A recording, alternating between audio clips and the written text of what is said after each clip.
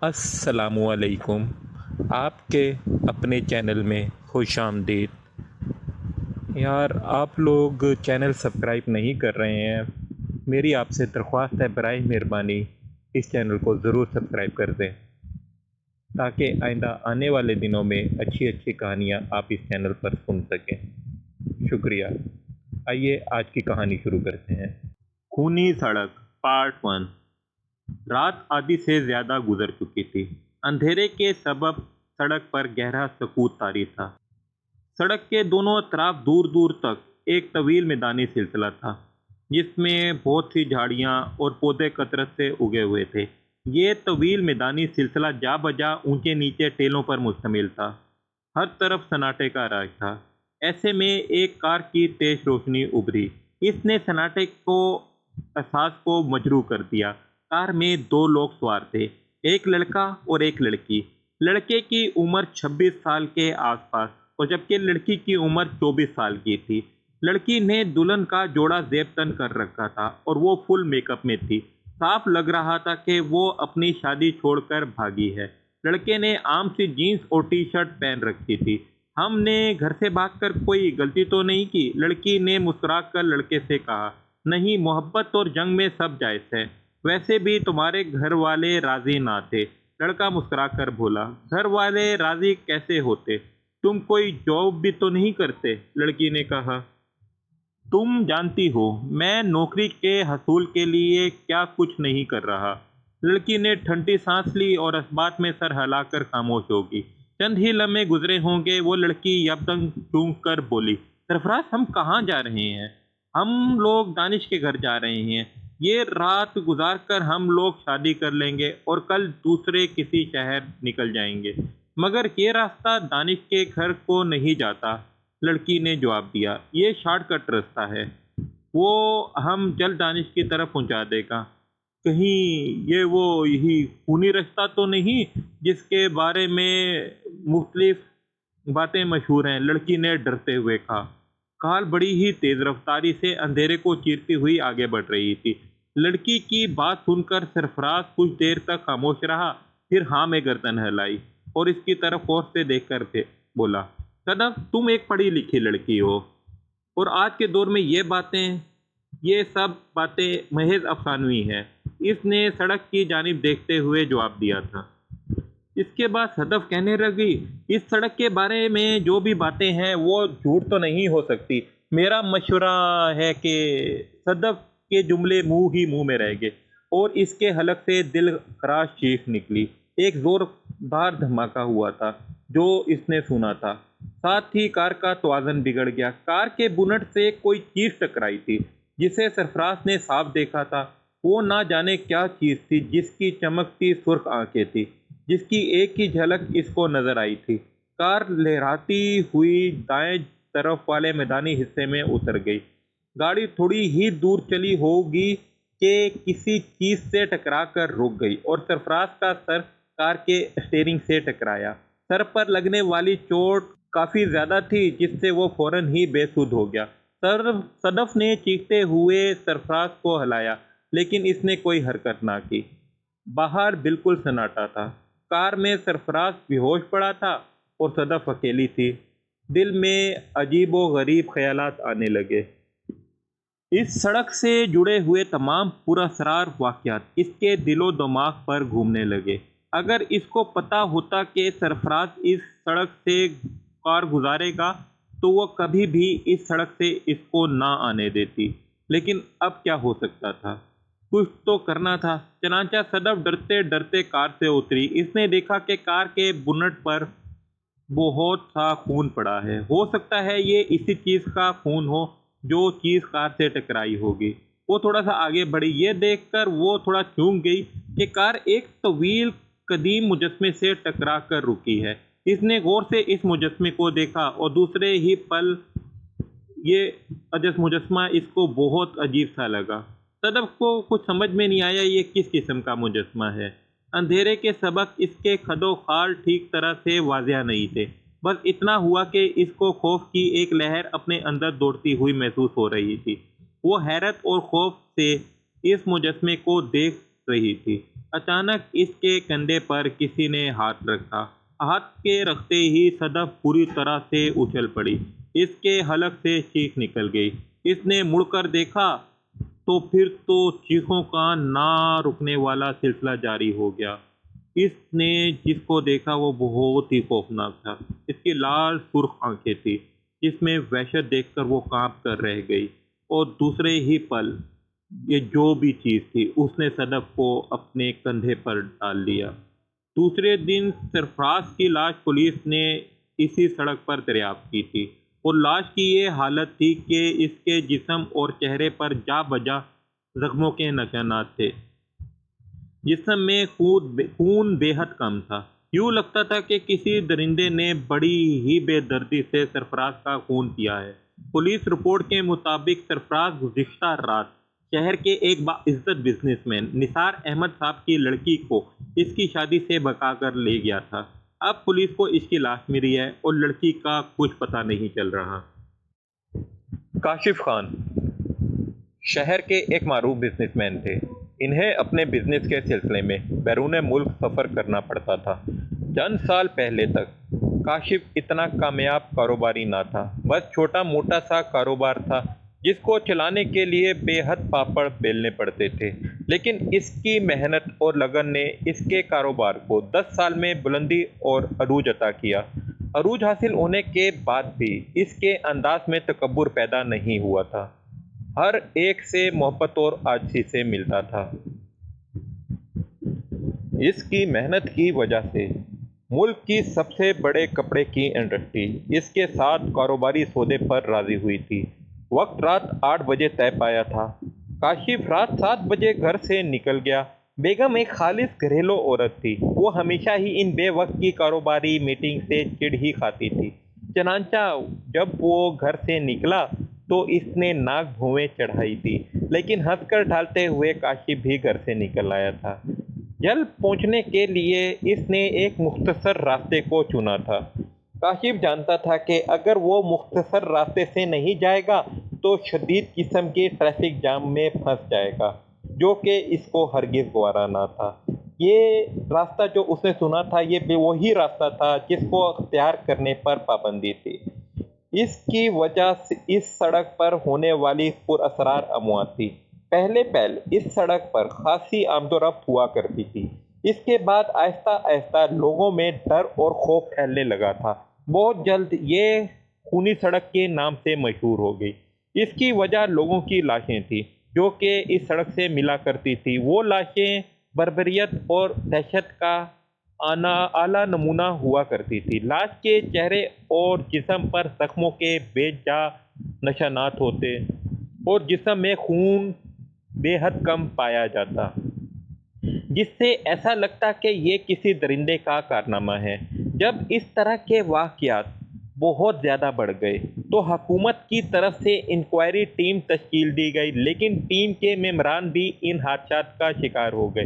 جو زندہ بچنے میں کامیاب ہو سکے ہمیشہ کے لیے پاگل ہو گئے۔ ان کے چہروں پر ایسا خوف پایا جاتا جو کہ ناقابل یقین ہوتا۔ لوگوں نے ان واقعات کے بارے میں بہت قیاس لگائے تھے۔ کوئی یہ کہتا کہ یہ کوئی بدروحوں کا گروہ ہے جو لوگوں کو ورگلا کر عوام کا خون پی جاتا ہے۔ کوئی آدم خور شیر کی داستان سناتا، مگر ایک روایت سب سے زیادہ مشہور تھی۔ اس روایت کے مطابق کہا جاتا ہے کہ کسی زمانے میں یہاں پر کسی ملک کے باغیوں کا ایک گروہ آ کر رہنے لگا۔ یہ گروہ زندگی گزارنے کے لیے ڈاکے مارا کرتا تھا۔ جب یہ واقعات بڑھ گئے تو حکومت نے پولیس پارٹی ان مجرموں کی سرکوبی کے لیے روانہ کی۔ ڈاکو تو محفوظ رہے مگر پولیس والے کبھی واپس نہ آ سکے۔ اس کے بعد حکومت کوئی ٹھوس قدم اٹھا پاتی کہ ملک میں طاعون کی وبا پھیلی، جس سے پورا ملک شدید متاثر ہوا تھا۔ طاعون اس علاقے میں بھی پھیلا۔ کیونکہ یہ لوگ مطلوب تھے اس لیے ان کی کوئی مدد نہ کی گئی، جس کی وجہ سے یہ سارا قبیلہ وبا کا شکار ہو کر مارا گیا۔ اس کے بعد لوگ یہ سمجھنے لگے کہ ان مجرموں کی بدروحیں اس علاقے میں لوگوں کو مارتی پھرتی ہیں۔ چنانچہ حکومتی اقدامات کا کوئی ٹھوس فائدہ نہ ہونے کی وجہ سے اس سڑک پر آنے جانے پر پابندی لگا دی گئی۔ اور اس سڑک کو حادثاتی مقام قرار دے کر بند کر دیا گیا، لیکن پھر بھی بہت سے من چلے جاتے اور پھر کبھی واپس نہ آتے، اور ان کی لاشیں اس حالت میں ملتی جو کہ وحشت اور بربریت کا نمونہ ہوتی۔ کاشی بڑے ہی سکون میں کار چلاتا ہوا آگے بڑھتا چلا آ رہا تھا۔ دل ہی دل میں وہ ان لوگوں کی توہم پرستی پر کہکے لگا رہا تھا جو کہ اس سڑک کو اسیبی گردانتے تھے۔ ابھی تک اس کے ساتھ کوئی ایسی واردات تو نہیں ہوئی تھی جو کہ غیر معمولی کو۔ سڑک کے دونوں اطراف طویل میدانی سلسلہ تھا جہاں پر بہت سے پودے اور جھاڑیاں، اونچے نیچے ٹیلے جو وافر مقدار میں موجود تھے۔ کاشف کو کار چلاتے ہوئے 10 منٹ سے زیادہ کا عرصہ گزر چکا تھا، مگر سڑک تو ختم ہونے کا نام ہی نہیں لے رہی تھی۔ سڑک تو شیطان کی آنت کی طرح لمبی ہی ہوتی جا رہی تھی۔ وہ سوچ میں پڑ گیا۔ اس کے اندازے کے مطابق فاصلہ اتنا زیادہ نہیں تھا، زیادہ سے زیادہ 15 منٹ کے بعد اسے مین روڈ پر ہونا چاہیے تھا جہاں سے ہوٹل سی ایگل کا راستہ شروع ہوتا تھا۔ اچانک اس کی نظر فیول ٹینک پہ پڑی۔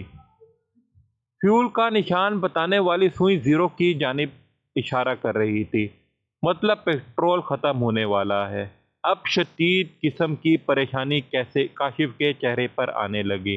ملاقات کا وقت بھی شروع ہو چکا تھا۔ اچانک کار جھٹکے لینے لگی اور چند لمحوں کے بعد کار لہراتی ہوئی سڑک کے دائیں جانب کچے میں اتر گئی۔ کار کا فیول میٹر زیرو کی ریڈنگ شو کر رہا تھا اور کار رک چکی تھی۔ او خدا را، اب کیا ہوگا؟ کاشف کار سے نکل کر بڑبڑایا۔ کاشف نے گھڑی دیکھی تو رات کے 10 بج رہے تھے۔ کاشف مزید پریشان ہو گیا۔ کمپنی کے لوگ کاشف کا انتظار کر رہے ہوں گے۔ اگر وہ لوگ انتظار کر کے چلے گئے تو ساکھ بزنس مارکیٹ میں کافی خراب ہو جائے گی۔ وہ شدید پریشان ہو گیا یہ سوچ کر۔ یہ اتنا ہی وقت لگ گیا تھا کہ جتنا ٹریفک جیم میں لگتا تھا۔ دور دور تک تا حد نگاہ ویرانے اور سناٹے کا راج تھا۔ اس کی سمجھ میں نہیں آ رہا تھا کہ وہ کیا کرے۔ اچانک اس کو اپنے فون کا خیال آیا۔ اس نے فوراً ہی جیب سے موبائل فون نکالا۔ یہ دیکھ کر اس کو شدید قسم کی مایوسی ہوئی کیونکہ اس کا موبائل بند تھا۔ کاشف کی سمجھ میں نہیں آ رہا تھا کہ فون بند کیوں ہوا ہے، کیونکہ اس کو اچھی طرح یاد تھا کہ جب وہ گھر سے نکلا تھا تو فون اچھی طرح سے چارج کر لیا تھا۔ اس کی یہ عادت ہمیشہ سے تھی کہ جب بھی وہ گھر سے نکلتا تو اپنا فون چارج کر کے ہی نکلتا تھا، لیکن آج تو بالکل ہی انہونی ہوئی تھی۔ شدید سردی کا احساس بھی ستا رہا تھا۔ چنانچہ اس نے گاڑی میں بیٹھ کر کار کا ہیٹر آن کر لیا۔ کچھ ہی لمحے گزرے ہوں گے کہ کاشف کو عجیب سی آواز سن کر چونک پڑا، جیسے کوئی پائل پہن کر چھن چھن کرتا ہوا چلا آ رہا ہو۔ کاشف کار سے باہر نکل آیا۔ جیسے ہی وہ گاڑی سے باہر نکلا تو دور دور تک گہرے سناٹے اور خاموشی کا راج تھا، لیکن پائل کی آواز برابر اس کے کانوں میں سنائی دے رہی تھی۔ خوف کا احساس اس کے دل میں سرایت کرنے لگا۔ ویرانے اور سناٹے میں پائل کی آواز اچھے خاصے لوگوں کا خون خشک کرنے کے لیے کافی تھی۔ کاشف کو وہ ساری پر اسرار کہانیاں یاد آنے لگی تھی جو کہ اس سڑک سے منسوب تھی۔ وہ ادھر ادھر دیکھ ہی رہا تھا کہ اچانک اس کو دور سے روشنی اپنی طرف آتی ہوئی نظر آئی۔ اس نے غور سے دیکھا تو کوئی انسان ہاتھ میں لالٹین لیے چلا آ رہا ہے۔ جیسے ہی وہ قریب آیا تو یہ دیکھ کر وہ حیران ہو گیا۔ وہ ایک لڑکی تھی جو کہ دیکھنے میں دیہاتی معلوم ہوتی تھی۔ اس لڑکی نے گھاگھر چولی زیب تن کر رکھا تھا جو کہ اکثر و بیشتر اس علاقے کے بنجارے پہنا کرتے تھے۔ اس لڑکی نے خالص دیہاتی لہجے میں کاشف کو مخاطب کیا۔ بابو کیا ہوا؟ گاڑی خراب ہو گئی؟ نہیں، گاڑی تو ٹھیک ہے مگر افسوس پیٹرول ختم ہو گیا۔ کاشف نے مایوسی سے سر ہلاتے ہوئے کہا۔ اوہ، لڑکی نے افسوس کا اظہار کیا۔ بس اب انتظار ہے کوئی مدد آ جائے۔ مگر تم اس ویرانے میں کیسے؟ کاشف نے حیرت کا اظہار کرتے ہوئے لڑکی سے پوچھا۔ بابو جی، یہاں تھوڑی ہی دور ایک بستی ہے جہاں ہمارا گھر ہے۔ ہم بھولے بھٹکے راہگیروں کی مدد کرتے ہیں، لڑکی مسکراتی ہوئی بولی۔ مگر میں نے تو سنا ہے کہ یہاں کوئی آبادی نہیں ہے، یہاں پر آمد و رفت کی بھی پابندی ہے۔ کاشف نے حیرت کا اظہار کرتے ہوئے لڑکی سے کہا اور لڑکی کے چہرے کو لالٹین کی روشنی میں دیکھنے لگا۔ لالٹین کی روشنی میں اس نے دیکھا کہ اس کی بات پر لڑکی کے چہرے پر ایک سا رنگ آ کر گزر گیا، جیسے وہ یکدم گڑبڑا گئی ہو، اور دوسرے ہی پل وہ مسکراتی ہوئی بولی، نہیں بابو، یہاں ڈاکوؤں کا ایک گروہ ہے جو عوام کو پریشان کرتا ہے، اس لیے ہمارا گاؤں بھی کچھ دور آباد ہے لوگوں کی مدد کرنے کے لیے۔ کاشف نے کافی مختصر جواب دیا، اچھا بابو، تم ہمارے گھر چلو، رات ہمارے گھر میں گزار لینا، صبح کوئی نہ کوئی گاڑی گزرے گی تو پھر پیٹرول کا بھی انتظام ہو جائے گا۔ لڑکی مسکرائی تھی۔ کاشف نے دل میں سوچا کہ ساری رات گاڑی میں کالی کرنے سے بہتر ہے کہ لڑکی کے ساتھ چلا جائے، صبح ہونے پر دیکھا جائے گا، کیونکہ ابھی دوسری کسی گاڑی کے گزرنے کے کوئی آثار نہیں تھے۔ میٹنگ تو خراب ہو ہی گئی تھی، چنانچہ کاشف عزمات میں سر ہلاتے ہوئے اس کے ساتھ چل پڑا۔ چلنے سے پہلے کار کے ڈیش بورڈ سے ٹارچ نکالنا نہیں بھولا تھا۔ ڈیش بورڈ میں ہمیشہ ہی ایک ٹارچ موجود رہتی تھی، تاکہ اگر کار میں کوئی چھوٹی موٹی خرابی ہو جائے تو ٹارچ کی روشنی کی مدد سے دور کی جا سکے۔ لڑکی آگے آگے چل رہی تھی اور وہ اس کے پیچھے تھا۔ ٹارچ کی روشنی میں کاشف نے لڑکی کے سراپے کو غور سے دیکھا۔ لڑکی بے حد حسین تھی اور اس کی چال بہت دلکش تھی۔ بابو، کیا نام ہے تمہارا؟ لڑکی نے چلتے چلتے پوچھا۔ کاشف خان۔ کیا کرتے ہو بابو؟ کاروبار ہے میرا کپڑے کا۔ لڑکی نے کوئی جواب نہ دیا اور وہ دونوں چلتے ہی رہے۔ کاشف بس لڑکی کی دلکش چال کو دیکھتا چل رہا تھا۔ اسے اپنی کاروباری میٹم کے خراب ہونے کا تو بے حد افسوس تھا، مگر کیا ہو سکتا تھا؟ تھوڑی دور چلنے کے بعد اس کو آبادی کے آثار نظر آئے۔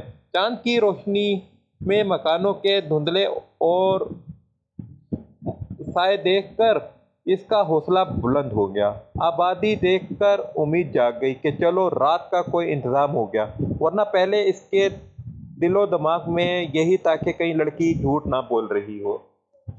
تھوڑی دور چلنے کے بعد مکانات صاف اور واضح نظر آنے لگے، لیکن دور دور تک کوئی نظر نہیں آ رہا تھا۔ عجیب سا غیر فطری سناٹا طاری تھا، چنانچہ سناٹا جیسا سناٹا قبرستانوں میں ہوتا ہے۔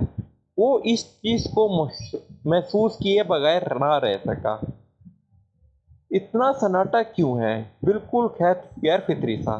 کاشف نے حیرت سے اس لڑکی سے پوچھا۔ اس کی بات سن کر لڑکی تھوڑا سا گڑبڑا گئی اور اپنے آپ کو سنبھالتے ہوئے بولی، تم کو پریشان ہونے کی ضرورت نہیں ہے بابو، سیدھے سادے دیہاتی لوگ ہیں، زیادہ دیر تک جاگنے کے عادی نہیں ہیں، جلدی سو جاتے ہیں۔ اس نے کوئی جواب نہ دیا۔ نہ جانے کیوں ایسا لگا کہ یہ جھوٹ بول رہی ہے، مگر کیوں؟ اس کا جواب کاشف کے پاس نہیں تھا۔ اس نے سوچا جو ہوگا دیکھا جائے گا، ابھی فی الحال اس کے ساتھ چلا جائے۔ اس کے ذہن میں یہ خیال تھا کہ یہ لڑکی ضرور اس علاقے کے ڈاکوؤں کی ساتھی ہے، مگر اس نے خود کو حالات کے حوالے کر دینا بہتر سمجھا، کیونکہ وہ ساری رات گاڑی میں تو نہیں گزار سکتا تھا۔ چنانچہ کاشف چپ چاپ اس کے ساتھ چلتا رہا۔ کچھ ہی لمحات بعد اچانک سے وہ اس کی جانب دیکھ کر گویا ہوا۔ کیا نام ہے تمہارا؟ لڑکی نے کہا، زاغونا۔ نام بڑا عجیب سا تھا، ایسا نام تو کاشف نے پوری زندگی میں نہیں سنا تھا۔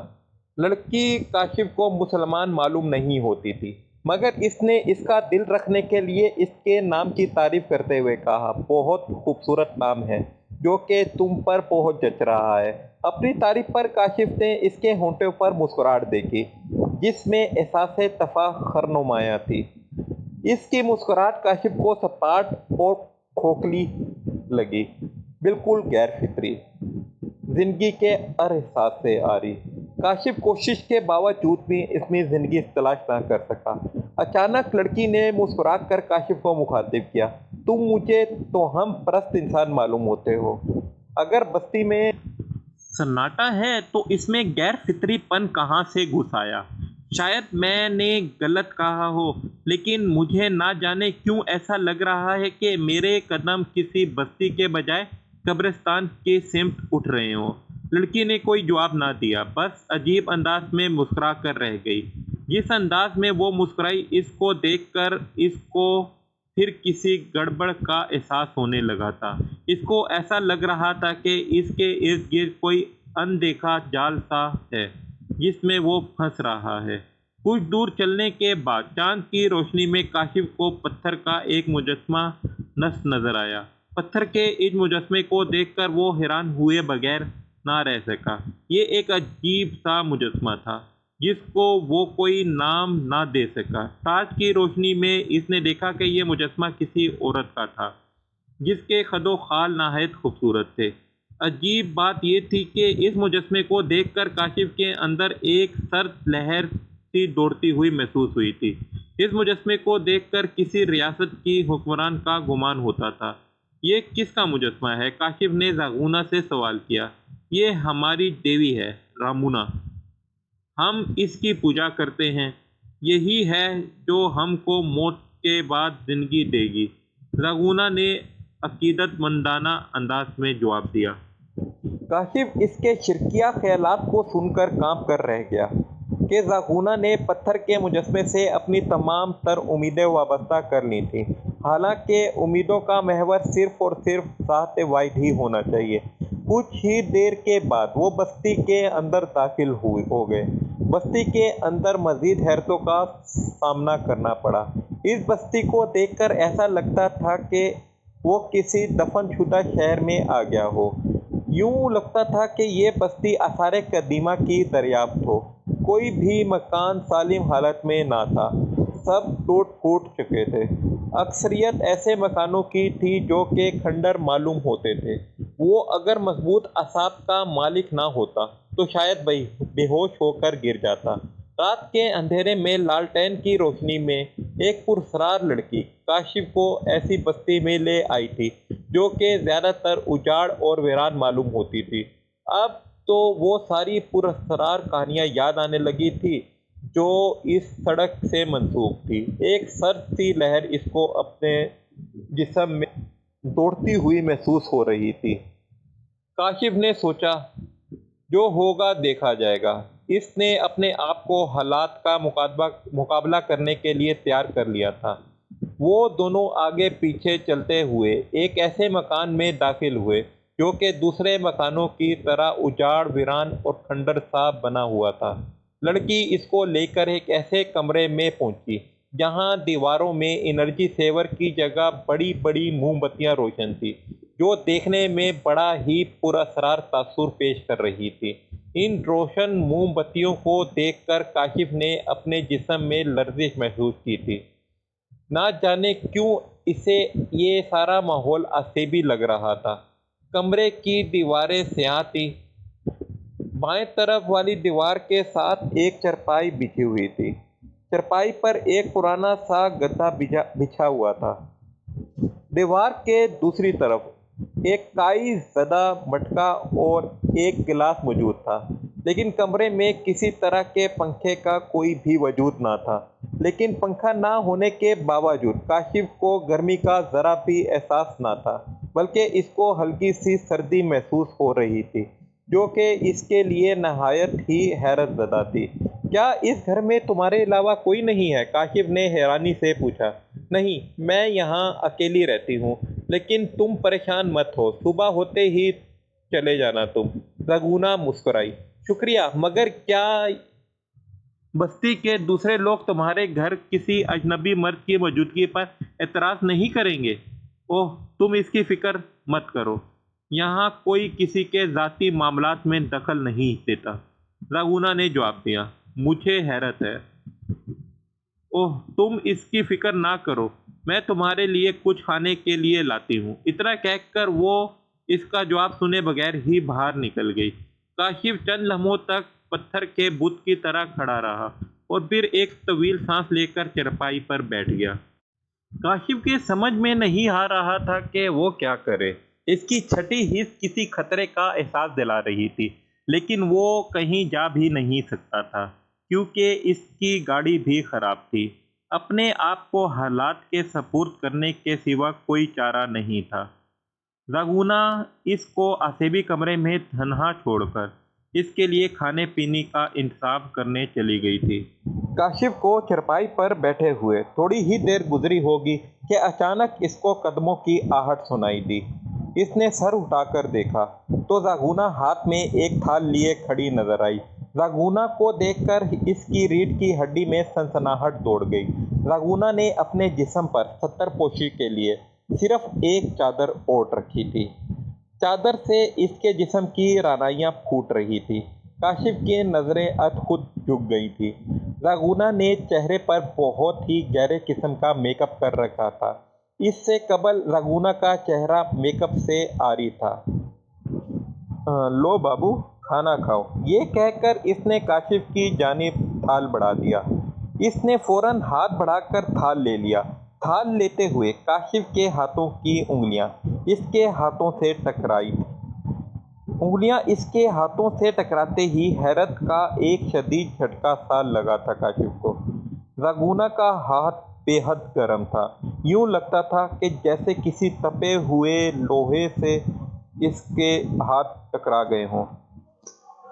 کاشف نے حیرت سے راگونا کی جانب دیکھا لیکن کہا کچھ نہیں۔ لیکن راگونا اس کی نگاہوں کا مطلب سمجھ کر مسکرائی اور بولی، مجھے بخار ہے بابو۔ کاشف اس کی بات سن کر چونک پڑا اور بولا، اتنے تیز بخار میں تم میری مدد کے لیے؟ کہیں سے بھی تمہاری باتوں سے مجھے ایسا نہیں لگتا کہ تم بیمار ہو۔ کاشف کے لہجے میں بہت حیرت تھی۔ کاشف یہ سب کہنے کے بعد راگونا کی طرف دیکھنے لگا اور کوئی جواب نہ پا کر اس نے کھانے کی سمت توجہ کر لی تھی۔ تھال میں چاول تھے اور ان میں بوٹیاں تھیں۔ تم کھاؤ، میں 2 منٹ میں آتی ہوں۔ اتنا کہہ کر وہ کمرے سے باہر نکل گئی۔ چاول واقعی مزیدار تھے۔ اتنے لذیذ چاول تو اس نے شہر میں بھی نہیں کھائے تھے۔ کاشف کھانے میں مشغول تھا کہ راگونا پھر اس کے سر پر آ کھڑی ہوئی۔ اس بار اس کے ہاتھ میں ایک پیالہ تھا جس میں کوئی مشروب تھا۔ بابو، تمہارے لیے یہاں کی ایک خاص چیز لائی ہوں، پی کر جی خوش ہو جائے گا تمہارا۔ اتنا کہہ کر اس نے وہ پیالہ کاشف کے ہاتھ میں تھما دیا۔ کاشف جو کہ چاول ختم کر چکا تھا مشروب کا پیالہ لے کر مسکرایا اور بولا، بہت شکریہ تمہارا راگونا، چاول بہت لذیذ ہے۔ اتنا کہہ کر اس نے دیکھے بغیر ہی مشروب سے منہ لگا لیا تھا۔ مشروب جیسے ہی اس کے حلق سے اترا، راگونا کے ہونٹوں پر نہایت ہی پراسرار قسم کی مسکراہٹ دوڑی۔ مشروب کا ذائقہ نہایت تلخ تھا لیکن تھا وہ بھی مزیدار۔ مشروب پیتے ہی اس کی آنکھیں خمار آلود ہو گئی۔ اب پہلی بار اس نے راگونا کو بدلی ہوئی نظروں سے دیکھا جبکہ راگونا پر فاتحانہ کے چہرے پر فاتحانہ مسکراہٹ تھی۔ اس نے راگونا کا ہاتھ پکڑ لیا اور اس کے لبوں پر مسکراہٹ دوڑ گئی۔ راگونا نے کوئی تعارف نہ کیا۔ یوں لگتا تھا کہ جیسے وہ ان معاملات کے لیے تیار ہو۔ اس نے اپنے جسم سے لپٹی ہوئی چادر اتار پھینکی اور کچھ ہی دیر بعد کمرے کے آشیب زدہ ماحول میں خمار آلود سسکاریاں گونج رہی تھیں۔ زندگی میں پہلی بار کاشف نے اپنی بیوی کے علاوہ کسی غیر عورت کی قربت حاصل کی تھی، وگرنہ اس نے اپنی بیوی کے سوا کسی نامحرم کو آج تک ہاتھ نہیں لگایا تھا۔ لیکن راگونا کے پلائے مشروب میں نہ جانے کیا بات تھی جس نے اس کی ساری پارسائی کو ہمیشہ کے لیے داغدار کر دیا تھا۔ کافی دیر تک اس کے اور راگونا کے درمیان قرب کا ماحول رہا۔ اس کے بعد وہ تھک کر سو گیا تھا۔ اچانک ایک تیز قسم کی چبھن سے اس کی آنکھ کھل گئی۔ درد کا شدید احساس کاشف کو اپنے جسم میں محسوس ہو رہا تھا۔ چبھن کا احساس اس کو اپنی گردن کے پاس محسوس ہو رہا تھا۔ ہاتھ ہی کوئی ٹھنڈی سی شے اپنی گردن کے پاس بہتی محسوس ہو رہی تھی۔ اس نے پوری آنکھیں کھول کر دیکھا تو خوف سے اس کی چیخ نکل گئی۔ راگونا برہنہ حالت میں اس کے اوپر جھکی ہوئی تھی۔ اس کے ہاتھ میں ایک تیز دھار خنجر تھا جو کہ خون سے بھرا ہوا تھا اور اس کے ہونٹوں پر خون لگا ہوا تھا۔ اس کو یہ سمجھنے میں ذرا سی بھی دیر نہ لگی کہ زاغونہ خون آشام ہے اور خنجر کی مدد سے لوگوں کی گردنوں پر چیر لگا کر ان کا خون پیتی ہے۔ چبھن کا احساس اسی خنجر کا تھا۔ اس نے دونوں ہاتھوں کی مدد سے زاغونہ کو دھکا دیا اور چرپائی سے اٹھ کھڑا ہوا۔ اس کی گردن سے جو خون رس رہا تھا، جس سے اس کے بنیان بھیگ چکی تھی۔ دھکا لگتے ہی زاغونہ دوسری طرف جا گری۔ کاشف نے فوراً اپنی بنیان اتاری اور اپنے گردن کے گرد باندھ لی تھی تاکہ خون کا اخراج رک سکے۔ زاغونہ چلاتی ہوئی اٹھی، لیکن وہ فوراً ہی کمرے سے باہر نکل بھاگا تھا۔ زاغونہ بھی چلاتی ہوئی پیچھے بھاگی تھی۔ اس کی آواز خمار آلود تھی۔ بابو، بابو، میں بہت پیاسی ہوں۔ تیرا خون بہت لذیذ ہے۔ اب تو سڑک پر کوئی بھی نہیں آتا۔ تم آئے ہو تو ہماری پیاس بجھے گی۔ اس کا دل ایک عجیب انداز میں دھڑک رہا تھا۔ چڑیلوں کی کہانیوں میں پڑھا تھا، فلموں میں دیکھا تھا، لیکن اس کا اتفاق آج پہلی بار ہوا تھا۔ اس کو اب پتہ لگ گیا تھا کہ اس سڑک پر لوگوں کی جو لاشیں ملتی ہیں وہ ان بدروحوں کی مرہون منت ہے۔ وہ ایک کمرے میں گھسا۔ وہ جس کمرے میں گھسا تھا، اس کمرے میں بھی ویسی ہی موم بتیاں روشن تھی جو کہ زاغونہ والے کمرے میں تھی، جس سے کمرے کا ماحول عصبی اور پر اسرار ہو رہا تھا۔ کاشف نے کمرے کا جائزہ لیا تو کمرے کے اندر کی چیزیں دیکھ کر وہ مزید دہشت زدہ ہو گیا تھا۔ کمرے کے اندر لاتعداد انسانی کھوپڑیاں اور ڈھانچے موجود تھے، جس کا ڈھیر ایک دوسرے کے اوپر تھا۔ نہ جانے کن بدنصیب انسانوں کو مار کر ڈھانچوں میں تبدیل کر دیا گیا تھا۔ وہ فوراً ہی ان ڈھانچوں کے پیچھے جا چھپا۔ اب کسی بھی طرح اپنی جان بچا کر یہاں سے نکلنا چاہتا تھا۔ زاغونہ اس کے تعاقب میں آگے ہی نکل گئی تھی۔ اس کو ڈھیر کے پیچھے چھپے تھوڑی ہی دیر ہوئی تھی کہ ایک عجیب سی آواز سن کر وہ چونک گیا۔ وہ آواز اس ڈھیر سے آتی ہوئی محسوس ہو رہی تھی۔ وہ آواز نہایت عجیب سی تھی، درد و کرب میں ڈوبی ہوئی، جیسے کوئی سخت تکلیف میں ہو، بیمار ہو۔ اس نے چونک کر ادھر ادھر دیکھا تو اس کو ڈھیر میں حرکت ہوتی محسوس ہوئی۔ ڈھیر اپنی جگہ چھوڑتا جا رہا تھا۔ اچانک اس نے ڈھیر کے وسط میں ایک ہاتھ برآمد ہوتے دیکھا۔ برآمد ہوتے ہوئے ہاتھ کو دیکھ کر اس کی چیخ نکل گئی اور اس کو جھرجھری آنے لگی۔ وہ ایک انسانی وجود تھا جو کہ آہستہ آہستہ باہر آ رہا تھا۔ اس انسانی وجود کو دیکھ کر کاشف اپنی چیخوں پر قابو نہ رکھ سکا۔ وہ انسانی وجود تھا ہی اتنا خوفناک، اس کا پورا جسم جگہ جگہ سے زخمی تھا، جس سے خون اور چربی جھانک رہی تھی، اور اس کے چہرے اور آنکھوں کے زخموں پر چھوٹے چھوٹے سفید چاول کے دانے کے برابر کیڑے رینگ رہے تھے، جو کہ اس کے زخموں پر لگا خون چاٹ رہے تھے۔ اس کی آنکھوں کی جگہ بڑے بڑے ڈیلے تھے اور سفید دانتوں کی طویل قطار جھانکتی نظر آ رہی تھی۔ وہ خوفناک انسان کاشف کی جانب بڑھا۔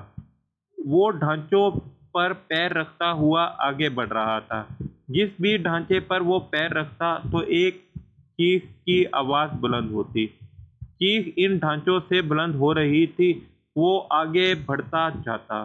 اس نے سوچا کہ اگر میں جان بچا کر بھاگا نہیں تو وہ مجھے جان سے مار دے گا۔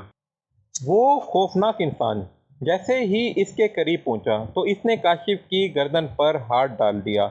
اسی پل اس کی حاضر دماغی کام آئی اور وہ جھکائی دے کر بچ گیا اور گھوم کر ایک بھرپور لات اس کی پیٹھ پر ماری اور وہ بھاگ کھڑا ہوا۔ اس نے یہ دیکھنے کی بھی توفیق نہ کی تھی کہ اس کی لات کا انجام کیا ہوا۔ جیسے ہی کاشف کمرے سے باہر نکلا، سامنے زاغونہ کھڑی نظر آئی۔ اسے دیکھ کر وہ مکروہ انداز میں ہنسی اور چیختی ہوئی اس کی طرف بھاگی۔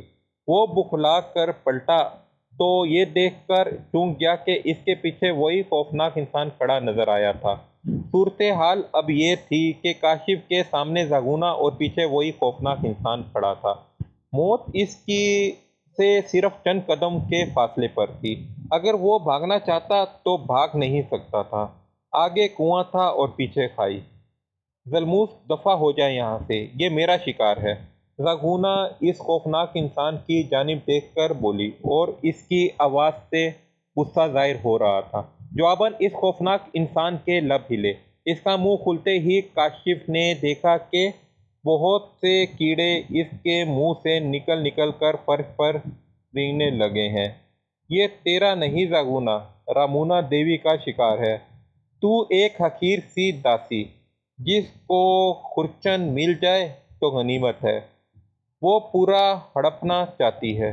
ذلموس کے حلق سے کھوکھلی اور چیختی ہوئی آواز نکلی۔ رامونا کا نام سن کر کاشف چونک پڑا، کیونکہ یہ اسی پتھر کے مجسمے کا نام تھا۔ اس نے دیکھا کہ رامونا کے نام پر زاگونا کے چہرے پر مردنی دوڑ گئی تھی۔ چند لمحے تک وہ سوچتی رہی اور پھر بولی، کچھ بھی ہو، اس کے خون سے صرف میری ہی پیاس بجھے گی۔ زاگونا کا لہجہ حتمی تھا۔ لگتا ہے تم کو سبق سکھانا ہی ہوگا۔ اتنا کہہ کر ذلموس نے زاگونا کی جانب بھاگنا شروع کر دیا، اور اس کو بھاگتے دیکھ کر کاشف بالکل ہی ایک طرف ہو گیا۔ زاگونا نے ذلموس کی طرف بھاگنا شروع کر دیا۔ دونوں ہی اچھل کر ایک دوسرے سے گتھم گتھا ہو گئے۔ کاشف موقع جان کر وہاں سے بھاگ نکلا۔ جیسے ہی وہ اس کھنڈر نما مکان سے باہر نکلا تو اس کے سامنے ایک دوسرا مکان تھا، جو کہ بالکل اسی طرز کا تھا۔ ابھی کاشف کھڑا ہی تھا کہ ایک تیز چیخ سن کر وہ اچھل پڑا۔ درد و کرب میں ڈوبی ہوئی چیخ کسی عورت کی تھی۔ چیخ سن کر اس کو ایسا لگا کہ جیسے کہ چیخنے والی کو بڑی ہی بے دردی سے ذبح کیا جا رہا ہو۔ اس کا دل یکبارگی اچھل کر حلق میں آ گیا۔ وہ اپنی تکلیف بھول گیا کہ ابھی کچھ ہی دیر پہلے وہ غیر انسانی مخلوق کے نرگے میں پھنس گیا تھا، جو اس کے حصول کے لیے آپس میں لڑ پڑے تھے۔ نہ جانے ان کی لڑائی کا انجام کیا ہوا۔ کاشف ابھی سوچ ہی رہا تھا کہ وہ کیا کرے۔ چیخ پھر بلند ہوئی تھی۔ اس بار وہ چیخ پہلے سے زیادہ دردناک تھی۔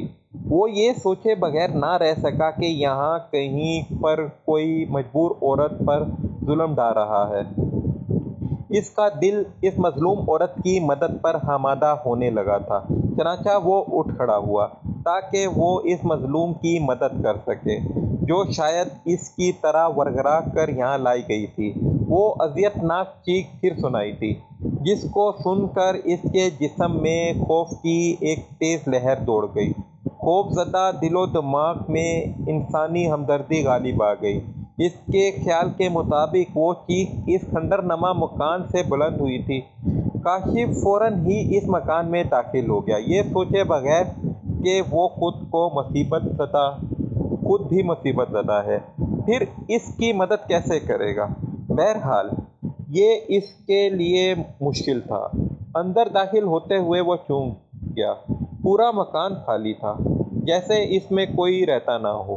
کیا اس کے مکین کانوں میں تیل ڈال کر سو رہے تھے، یا بہت زیادہ خود غرض تھے کہ کسی مظلوم کی چیخیں بھی ان کو متاثر نہیں کر رہی تھی۔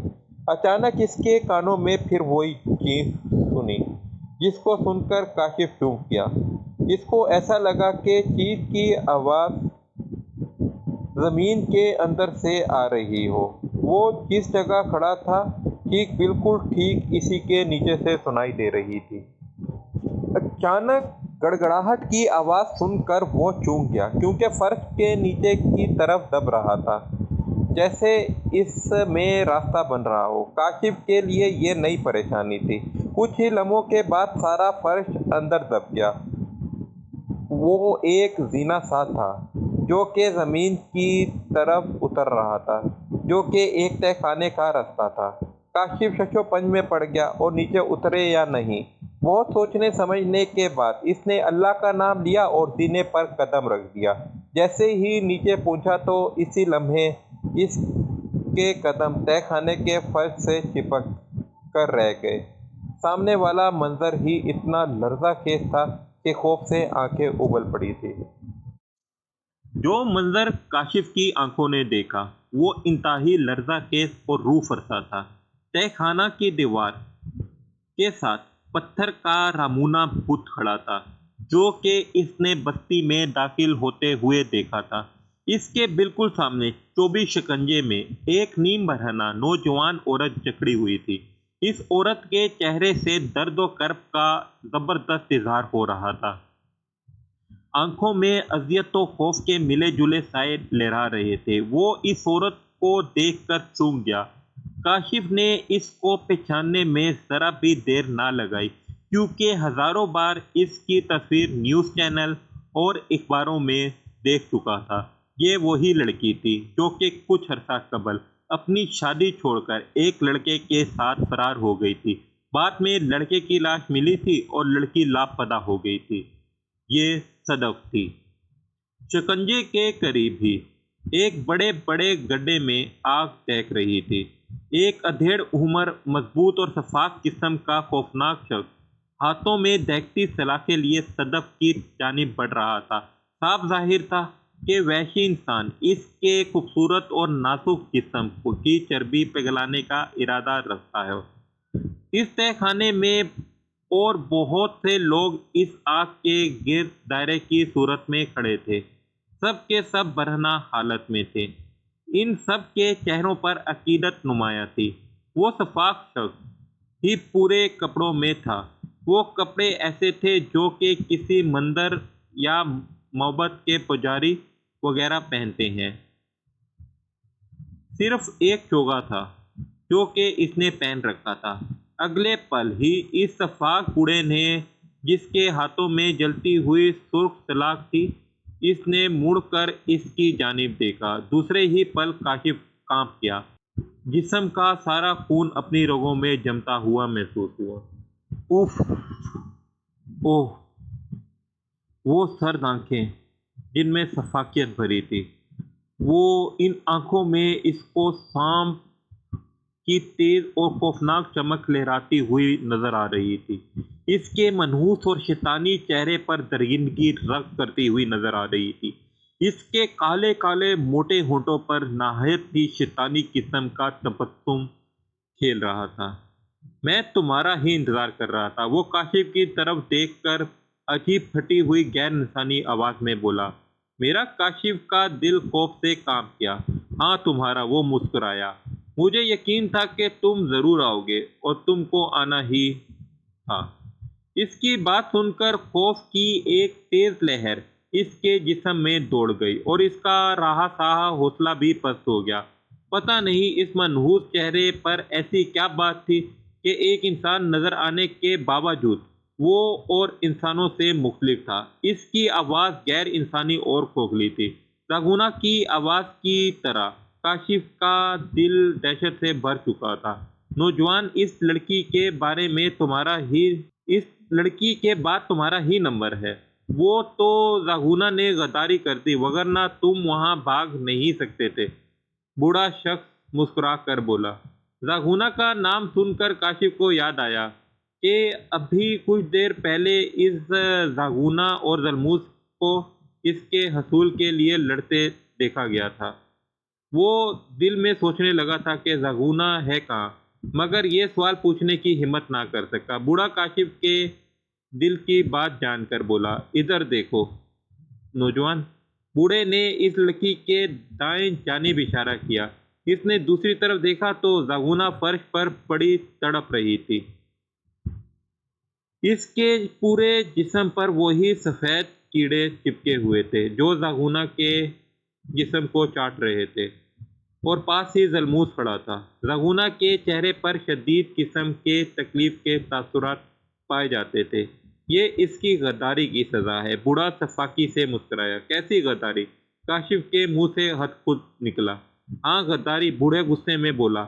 وہ تمہارا خون اکیلے ہی پینا چاہتی تھی۔ وہ جانتی تھی کہ تمہارا خون دیوی رامونا کی امانت ہے، مگر تم بھاگ نکلے اور اب اس کو اس جرم کی سزا ملے گی، بوڑھا غصے سے بولا۔ کاشف نے کوئی جواب نہ دیا، بس ہونٹوں پر زبان پھیر کر رہ گیا۔ رحم، رحم، مقدس ایوان! راگونا کے حلق سے درد بھری ڈوبی ہوئی آواز نکلی۔ تو جانتی ہے راگونا، ہماری کتاب میں رحم نہیں۔ تیری وجہ سے رامونا کی صدیوں پرانی خواہش دم توڑ دیتی۔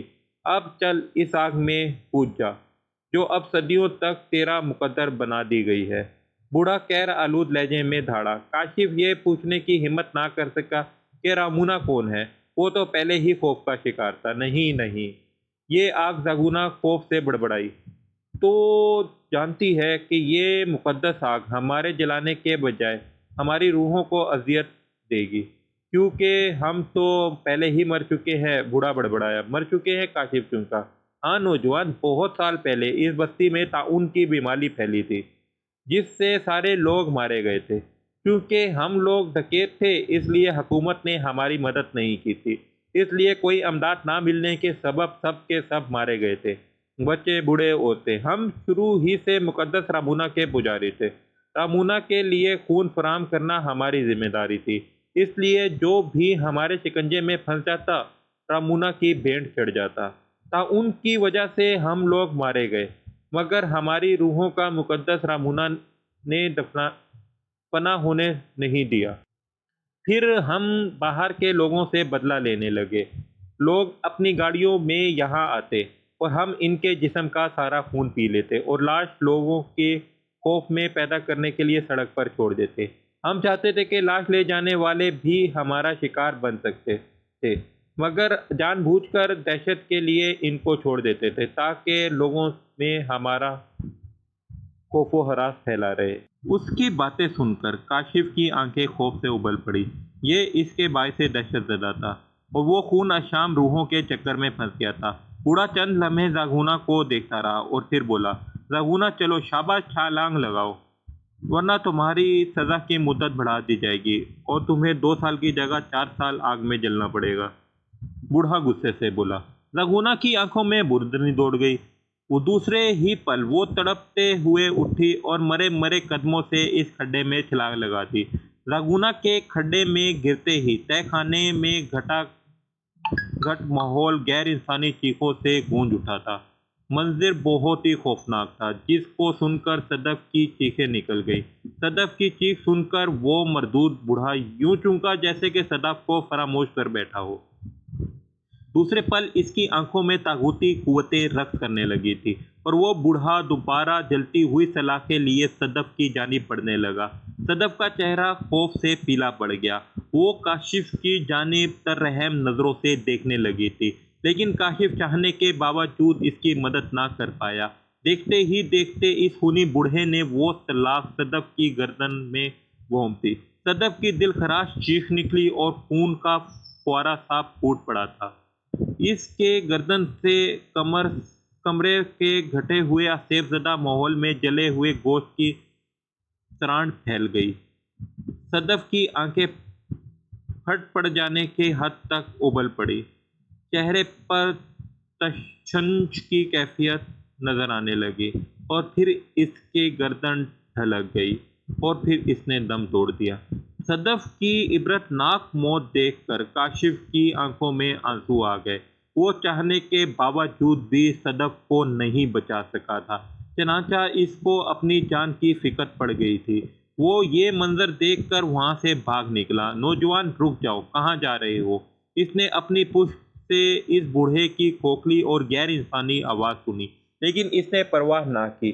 بس وہ تو اس منحوس جگہ سے نکل جانا چاہتا تھا۔ کاشف کو ایسا لگا کہ جیسے اس کے پیچھے بہت سے ان دیکھے سائل لگ گئے ہوں۔ بھاگتے ہوئے اس نے ایک بار پیچھے مڑ کر دیکھا تو دوسرے ہی پل اس کی آنکھوں سے خوف ظاہر ہونے لگا۔ وہ انسانی ڈھانچے تھے جو کہ تعداد میں بہت زیادہ تھے اور اس کے پیچھے چلاتے ہوئے بھاگ رہے تھے۔ سب کے سب آگے وہ فریبی بوڑھا تھا جو چلاتا ہوا آگے بڑھ رہا تھا۔ اس نے یہ سب دیکھا تو اس کے حلق سے بھی چیخوں کی آوازیں نکلنے لگی۔ وہ آگے آگے تھا اور وہ خونی ڈھانچے اس کے پیچھے پیچھے تھے۔ کچھ ہی لمحوں کے بعد کاشف رامونا کے اس بت کے پاس پہنچی جو کاشف نے بستی میں داخل ہوتے ہوئے دیکھا تھا۔ ڈھانچے اب کافی پیچھے تھے، چنانچہ کاشف اس بت کے پیچھے جا کر بیٹھ گیا۔ رات اب گہری ہو چکی تھی۔ اس کو امید تھی کہ اس اندھیری رات میں وہ اتنی جلدی نہیں پکڑا جائے گا۔ اس کے اندازے کے مطابق رات کے 12 سے اوپر کا وقت تھا۔ سانس بے حد تیزی سے چل رہا تھا۔ وہ بت کے پیچھے بیٹھا ہوا اپنے چڑھے ہوئے سانس کو درست کر رہا تھا۔ شدید قسم کی نقاہت اور پیاس اور تھکن سے اس کا برا حال تھا۔ اس کو بیٹھے ہوئے ابھی تھوڑی ہی دیر ہوئی تھی کہ اس کو اپنے ارد گرد ان گنت آوارہ اور بھٹکتی ہوئی روحیں چکراتی ہوئی محسوس ہو رہی تھی۔ خوف نے اس کے اعصاب کو چٹک کر رکھ دیا تھا۔ دور دور تک کسی تنفس کا پتہ نہیں تھا۔ نہ جانے اس کے تعاقب میں لگے وہ ڈھانچے اور وہ شیطان بوڑھا کہاں چلا گیا تھا۔ اچانک کاشف کو زاگونا کی یاد آئی، جو اس کے خون کو دیوی پر بھینٹ کرنے کے بجائے اکیلی ہی پینا چاہتی تھی۔ پکڑے جانے پر زاگونا کو آگ کے حوالے کر دیا گیا تھا۔ چنانچہ صدف کا چہرہ بھی اس کی نگاہوں میں کے سامنے تھا، جس کی آنکھوں میں شادی کے ارمان مچلے ہوں گے، مگر ان خونی بھیڑیوں نے وقت سے پہلے ہی ان ارمانوں کو ہمیشہ کے لیے ختم کر دیا تھا۔ کاشف کو بیٹھے کافی دیر ہو چکی تھی اور تھکاوٹ سے برا حال تھا۔ ڈھانچے بھی شاید مایوس ہو کر جا چکے تھے۔ اس نے بت کے ساتھ ٹیک لگائی ہوئی تھی اور انگڑائی ہی لے لی تھی۔ بت کی دیوار ایک گڑگڑاہٹ سے پیچھے کی طرف ہٹنے لگی۔ وہ چونک کر اٹھ کھڑا ہوا۔ بت کے اندر ایک زینہ نیچے کی طرف جا رہا تھا۔ اچانک اس کا پیر پھسلا اور لڑکتا ہوا زینے سے نیچے جا گرا۔ نیچے گرتے ہی دروازہ بند ہو گیا۔ دروازہ بند ہوتے ہی گھوپ اندھیرا چھا گیا۔ ہاتھ کو ہاتھ سجائی نہ دیتا تھا۔ کاشف کراہ کر اٹھا اور آنکھیں پھاڑ کر دیکھنے کی ناکام کوشش کرنے لگا۔ اس کو ٹھنڈ محسوس ہو رہی تھی۔ اچانک عجیب سی ناگوار بو محسوس ہوئی، جیسے کہ جمے ہوئے خون سے آتی ہو۔ یا الہی، یہ کیا ماجرا ہے؟ میں کس گورکھ دھندے میں پھنس رہا ہوں؟ کہیں ایسا نہ ہو کہ یہاں کے پراسرار واقعات میرے ذہن کو غیر متوازن کر دیں۔ کاشف از خود بڑبڑایا۔ اچانک روشنی کی ایک ننھی سی کرن نظر آئی، جو کہ اس کے بالکل سامنے نظر آ رہی تھی۔ وہ کرن لال رنگ کی تھی، جو کہ بالکل کسی جگنو کی طرح چمکی تھی۔ پھر اس روشنی کا قطرہ بڑھتا ہی چلا گیا۔ وہ روشنی اتنی تیز بڑھی کہ اس کی جگہ ہر چیز بہت صاف اور واضح نظر آنے لگی۔ جو کچھ کاشف کو نظر آیا، اس کو دیکھ کر وہ دہشت زدہ سا ہو گیا۔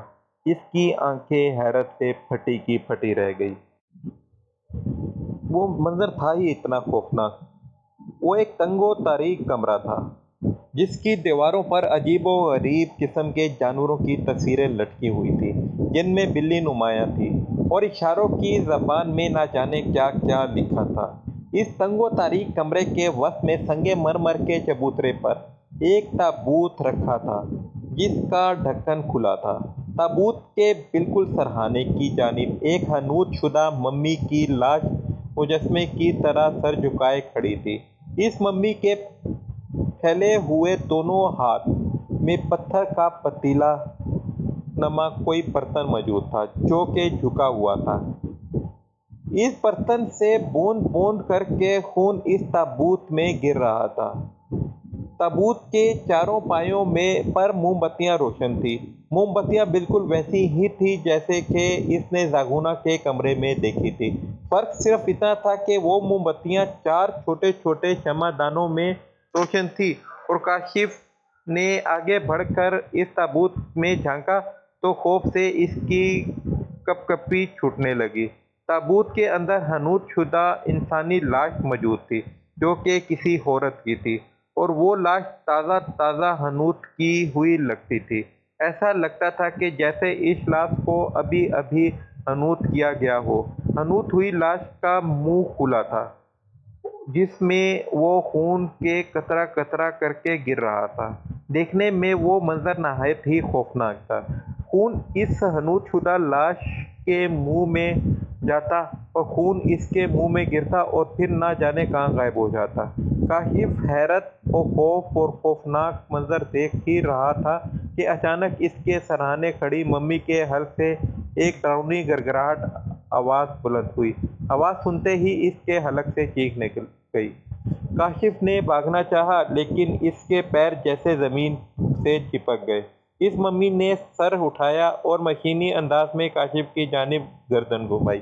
इसकी आंखें देखकर इसके हलक से चीख निकल गई। वो आंखें इसको जलती हुई नजर आई। इस मम्मी के लब हिले और काशिफ के कानों में खोखली और गैर इंसानी आवाज़, जिसे सुनकर वो थर थर कांपने लगा। तुम सिर्फ मर कर ही यहाँ से निकल सकते हो, इसलिए चुपचाप अपने आप को बस्तियों के रूहों के हवाले कर दो। ये बात सुनकर काशिफ ने एक तवील सांस ली और दिल में सोचा कि यूं डरते रहने से कुछ नहीं होगा। मरना है तो क्यों ना मुकाबला करके मरूं, शायद बचने की कोई सूरत नजर आ जाए। जिंदगी और मौत मेरे अल्लाह के इख्तियार में है, तुम बदरूहों के नहीं। मेरी मौत है तो मैं बच नहीं सकता, अगर जिंदगी है तो कोई मुझको मार नहीं सकता। चनाचा मैं लड़ूंगा और भागने की कोशिश करता रहूंगा, काशिफ ने संजीदगी से कहा। जवाब में काशिफ को एक गरजता हुआ कहका सुनाई दिया था, जिसमें तस्दीक का अंसर नुमाया था। अचानक वही आवाज़ फिर इसके कानों से टकराई। अच्छी बात है, कोशिश करके देखो। ये सब क्या है? काशिफ ने ताबूत की तरफ इशारा करके कहा। जवाब में कुछ लम्हे खामोशी छाई रही और फिर वही आवाज़ दोबारा इसके कानों ने सुनी। बताना तो ज़रूरी नहीं है, मगर मरने वाले की आखिरी ख्वाहिश ज़रूर पूरी की जाती है, जो कि असूल है। वही खोखली आवाज़ इसके कानों से टकराई। हम मिस्र के सबसे कदीम देवताओं के पुजारी हैं। इनकी पूजा वही लोग करते हैं जो जादू टूना और काले इल्म में बहुत महारत हासिल करना चाहते हैं। देवी रामूना मिस्र की सबसे कदीम साहिरा थी। वो कदीम देवताओं की पुजारन थी और देवताओं ने इसको बहुत सी कुव्वतें बख्शी थी, लेकिन रामूना देवी मिस्र के इक़्तिदार पर काबिज होना चाहती थी। इसका मानना था कि हुकूमत करने के का हक सिर्फ इसको है जो ताकतवर हो, जिसको कभी मौत ना आए। चनाचा रामूना देवताओं की दिन रात पुरस्तिश करने लगी और देवताओं ने खुश होकर हमेशा जिंदा रहने का राज बता दिया। हमेशा जिंदा रहने के लिए इसको नौजवानों के खून से गुस्ल की ज़रूरत थी। चनांचा वो मिस्र के नौजवानों को अपने हुस्न जवानी के जाल में फांसकर इनके खून से गुस्ल करती थी। मिस्र के नौजवानों के पुरस्कार तौर पर गायब हो जाने पर हुकूमत चौकना हो गई और एक रोज़ इसको गुस्ल करते हुए रंगों हाथों गिरफ्तार कर लिया गया। फिर रामूना देवी को मिस्र के सबसे ख़तरनाक सज़ा दी गई। मुक़द्दस पानी की मदद से इसका सारा जादू सल्ब कर लिया गया और इसको जिंदा मम्मी बनाकर ताबूत में दफना दिया गया और मुक़द्दस कीड़े इस पर छोड़े गए ताकि वो इस ताबूत से कभी ना निकल सके। लेकिन रामूना के परस्तार बेबस थे। वो लोग वक्त का इंतजार करते रहे। हज़ारों साल गुजर गए, हुकूमतें ख़त्म हो गई, लेकिन मुक़द्दस रामूना देवी की रूह ख़त्म ना हो सकी। फिर 50 साल कबल तुम्हारे मुल्क के आर्कियोलॉजिस्ट मिस्र के कदीम तारीख पर सर्च करते हुए रामूना देवी के एहराम तक पहुंच गए और एहराम और रामूना देवी को दुनिया के सामने पेश कर दिया। पूरी दुनिया में तहलका मच गया। इस मुक़द्दस ताबूत को एहराम से निकालकर तुम्हारे मुल्क में लाया गया, जहां रामूना के वो परस्तार जो सदियों से रामूना के बाहर आने का इंतजार कर रहे थे, इनमें इस खबर से तहलका मच गया। रामूना के परस्तारों ने अपनी जान पर खेलकर ताबूत चुरा लिया और यहाँ इस इलाके में लाया गया।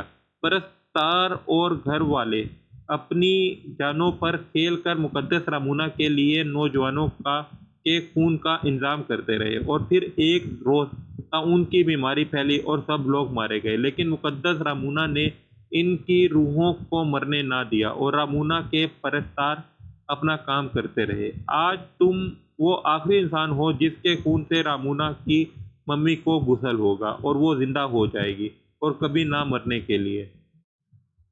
इतना सुनना था कि काशिफ कांप गया और वो सोच ही रहा था कि वो क्या करे। इसने देखा कि बहुत से ढांचे और बूढ़ा काशिफ को तहखाने के अंदर आते दिखाई दिए। वो शैतान बूढ़ा सबसे आगे था। नौजवान तुम हिल ही गए, बूढ़ा सफाकी से मुस्कुराता हुआ बोला। मुझे माफ़ कर दो, इसने मिन्नत करते हुए कहा। अरे नौजवान, बहादुर बनो, तुम अभी तो कह रहे थे कि तुम अपनी ज़िंदगी के लिए लड़ोगे, बूढ़े ने तंजिया लहजे में कहा। इसने जवाब में कुछ ना कहा। बाहर जाने का रास्ता कोई ना था। जो रास्ता था इस पर शैतानी ढांचे मौजूद थे। काशिफ ने इधर उधर देखा तो इसको कुछ समझ ना आया कि वो क्या करे। मौत को इतने करीब देखकर इसकी आंखों में आंसू आ गए। इसके आंसू देखकर बूढ़ा हंसकर बोला, नौजवान, मर्द होकर रोते हो? मैंने तो सुना था मुसलमान कभी नहीं रोता, वो हर हाल में अपने पालने वाले का शुक्र अदा करता है। मगर तुम घबराओ मत, मौत तुमको आराम से मिलेगी, इस लड़की की तरह अजियत वाली नहीं। काशिफ ने यह सुना तो वो काम किया कि इसने अब तक अल्लाह से मदद नहीं मांगी थी, वो तो जगह जगह मदद करने वाला है। चनाचा इसने दिल ही दिल में आयतल कुर्सी की तलावत शुरू कर दी। जैसे जैसे वो तलावत करता जाता वैसे वैसे इसके दिल को तक़वीत मिलती जाती। कलाम अल्लाह से ये हुआ कि इसका डर खुद ब खुद ख़त्म हो गया। इसको यकीन हो गया कि अगर मेरी मौत है तो कोई बचा नहीं सकता, ज़िंदगी है तो कोई मार नहीं सकता। इसने इधर उधर देखा तो इसकी नज़र इन शमादानों पर पड़ी जिनमें मोमबत्तियाँ रोशन थी। इसने आगे बढ़कर एक शमादान उठा ली। जैसे ही इसने शमादान को उठाया तो इसे पहली बार इस बूढ़े की मनहूस आंखों में खौफ नजर आया। छोड़ो इस मुकद्दस शमा को, बूढ़ा खौफजदा लहजे में बोला। काशिफ को समझ नहीं आया कि इस शमादान की क्या वैल्यू है जो इसके छूते ही बूढ़ा इस कदर खौफजदा नजर आ रहा है। मुझे जाने दो वगरना इस शम्मा को तोड़ दूंगा, काशिफ ने धमकी देते हुए जवाब दिया। इसने शम्मा को इस तरह उठाया जैसे तोड़ देगा। नहीं नहीं, ये तोड़ना मत, वरना सारी मेहनत मिट्टी में मिल जाएगी, रामूना देवी जिंदा नहीं हो सकेगी, बूढ़े ने बदस्तूर खौफजदा लहजे में काशिफ से कहा। ठीक है, फिर मुझे जाने दो। नहीं, जाने का ख्याल दिल से निकाल दो नौजवान, इतना कहकर बूढ़ा चलाते हुए अपने ढांचों से बोला, छीन लो ये शम्मा, ये मुकद्दस शम्मा, रामूना के परस्तार। ये देखकर काशिफ बौखला गया। इससे पहले कि वो कुछ करता, ढांचों ने आगे बढ़कर इससे पकड़ दिया। ढांचों ने जैसे ही इसको पकड़ा, इसके हल्क से चीख निकली और साथ ही इसकी गर्दन का जख्म खुल गया और खून निकलने लगा था, जो टपकता हुआ सीधा रामूना देवी के मुंह के खुले हुए दाने पर जा गिरा। खून जैसे ही मम्मी के खुले हुए दाने पर गिरा, बेजान मम्मी में हल्की सी हरकत पैदा हुई थी, जैसे जिसे कोई ना देख सका। अचानक ढांचों ने काशिफ को धक्का दिया और धक्का लगते ही इसके हलक से चीख निकली और इसके हाथ से शम्मादान छूट गई। शम्मा नीचे गिरते ही आग भड़क उठी। आग के भड़कते ही इसने बूढ़े की आंखों में खौफ देखा, एक ऐसा जमूद जो कि कामयाबी के करीब आने के बाद नाकामी मिलने पर होता है। तय खाने की महदूद फिजा में गैर इंसानी चीखों से गूंज उठी। बूढ़े के हलक से भी चीख निकलने लगी थी, साथ ही साथ ढांचों में भी आग भड़क उठी थी। आग ने इस मनहूस बूढ़े को भी नहीं बख्शा था। वो मम्मी जो सर झुकाए खड़ी थी, आग से शोलों से महफूज नहीं रह सकी। काशिफ मौके जानकर भाग खड़ा हुआ। भागते हुए इसने सिर्फ इतना देखा कि आग के भड़कते हुए शोलों में वो बूढ़ा मुर्गे मुसल्लम की तरह नाच रहा है और ढांचे टूट टूट कर गिर रहे हैं। आग बहुत बढ़ चुकी थी। बाहर निकलते वक्त काशिफ भागने लगा। इसका रुख अपनी गाड़ी की जानिब था। गाड़ी इसी हालत में सड़क पर खड़ी थी। इसने गाड़ी में बैठने में देर नहीं लगाई। इसने अल्लाह का नाम लेकर गाड़ी की चाबी घुमाई। थोड़ी मेहनत के बाद गाड़ी स्टार्ट हो गई। ये चीज़ काशिफ के लिए बात से हैरत थी। जब गाड़ी रुकी थी तो फ्यूल मीटर 0 शो कर रहा था। अब फ्यूल इतनी मकदार बता रहा था कि वो बआसानी अपने घर तक पहुंच सकता था।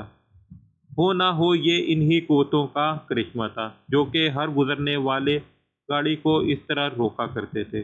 इसने दिल में अल्लाह का शुक्र अदा किया और इन शैतानी कुव्वतों से अल्लाह की पनाह मांगी। काशिफ ने कार वापस अपने घर की जानिब घुमाई और सारे वाक़यात जैसे इसके ज़हन में किसी फिल्म की तरह घूम रहे थे। भड़कती हुई आग हर शे को खाकतर कर चुकी थी। इसने वहाँ से निकलने के बाद बेहद तेज़ी दिखाई थी। इसे खुशी थी कि यह सड़क शैतानी कुव्वतों से पाक हो चुकी है।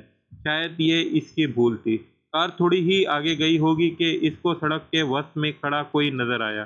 کاشف اس کو دیکھ کر چونک گیا۔ اس نے فوراً ہی کار روک دی۔ جیسے ہی وہ کھڑا ہوا شخص قریب آیا، کاشف نے اس کو پہچاننے میں دیر نہیں لگائی۔ وہ زخمی حالت میں موجود صدف تھی، جو زخمی تھی۔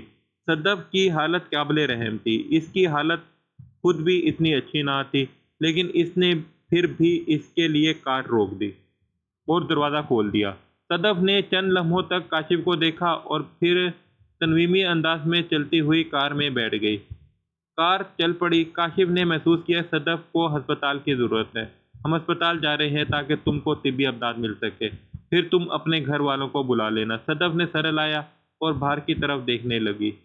اس نے صدف کی آنکھوں میں عجیب سی وحشت دیکھی تھی، عجیب سی درندگی تھی۔ ایسی درندگی جنگلی جانوروں کی آنکھوں میں پائی جاتی تھی۔ اچانک کاشف کار میں لگے بیک ویو میور میں دیکھا تو بیک ویو میور کی طرف دیکھا تو چونک پڑا۔ بیک ویو میور کا رخ صدف کی جانب تھا، لیکن اس میں صدف کے عکس نہیں دکھائی دے رہا تھا۔ کاشف نے خوفزدہ نظروں سے صدف کی جانب دیکھا۔ اسی پل کار رک گئی۔ کاشف نے دیکھا کہ صدف کے لبوں پر زہریلی مسکراہٹ پھیل چکی ہے۔ رامونا کا جسم تو ختم ہو گیا، مگر اس کی روح زندہ ہے، جو آپ اس جسم میں موجود ہے، صدف نے زہریلی مسکراہٹ سے کہا تھا۔ کاشف نے یہ سنا تو اس کے حلق سے چیخ نکل گئی۔ صدف کی زخمی ہاتھ اس کی گردن کی جانب بڑھ رہے تھے۔ دوسرے دن پولیس نے کاشف کو اس حالت میں پایا کہ اس کا ذہنی توازن بگڑ چکا ہے اور حلق پھاڑ پھاڑ کر چلا رہا ہے۔ آنکھوں میں خوف اور جمود طاری تھا۔ کار میں صدف بے ہوش حالت میں پائی گئی تھی اور اس کی حالت تشویشناک تھی، چنانچہ اس کو ہسپتال منتقل کر دیا گیا تھا۔ کوئی یہ نہیں جانتا تھا کہ صدف کے روپ میں رامونا اس دنیا میں واپس آ چکی تھی، بربادی اور تباہی پھیلانے کے لیے۔